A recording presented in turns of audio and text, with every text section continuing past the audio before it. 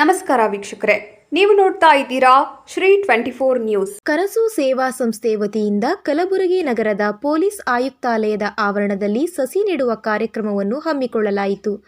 ಕಾರ್ಯಕ್ರಮವನ್ನು ಉದ್ದೇಶಿಸಿ ಸಿಆರ್ಎಸಿಪಿ ಶ್ರೀ ಎಂಡಿ ಸರ್ದಾರ್ ಅವರು ಮಾತನಾಡಿ, ಇತ್ತೀಚಿನ ದಿನಗಳಲ್ಲಿ ಯುವಕರು ಮಾದಕ ವ್ಯಸನಗಳಿಗೆ ಬಲಿಯಾಗಿ ಮೋಜು ಮಸ್ತಿ ಮಾಡಿ ಕಾಲಹರಣ ಮಾಡುವ ಕಾಲದಲ್ಲಿ ಕನಸು ಸೇವಾ ಸಂಸ್ಥೆ ಯುವಕರು ಒಳ್ಳೆಯ ಕೆಲಸ ಮಾಡುತ್ತಿದ್ದಾರೆ.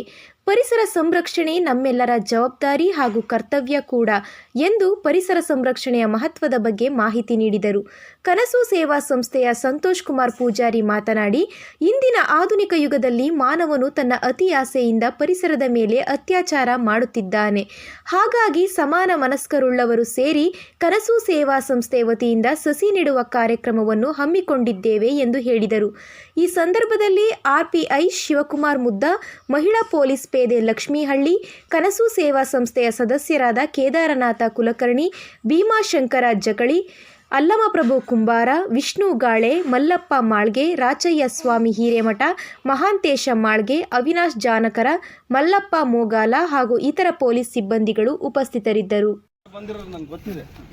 ಅಲ್ಲೆಲ್ಲ ನಾನೇ ಬಳ್ಳಾರಿಯಿಂದ ಟಿ ಶರ್ಟ್ಸು ಅವೆಲ್ಲ ಕೊಡಿಸಿ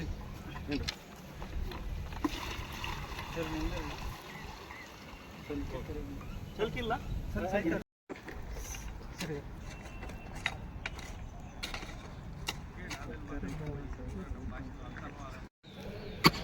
ಭಾರಿ ಬೆಳೀತಾರಲ್ಲ ಭಾರಿ ಬೆಳೀತಾವ.